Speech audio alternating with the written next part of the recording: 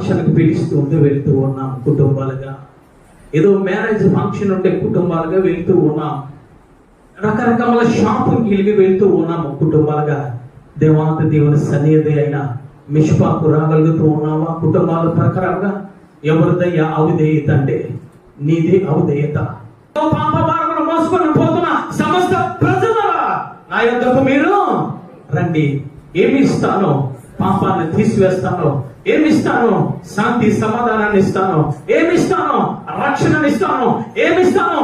పరిశుద్ధాత్మనిస్తాను. ఏమిస్తాను? యుగ యుగములు నాతో కలిసి ఉండే యోగ్యమైన పరలోక రక్షణ ఇస్తాను అని ఆయన మాట్లాడుతూ ఉంటే, ఆయన పిలుస్తూ ఉంటే ఒక్కరే వస్తూ ఉన్నారు.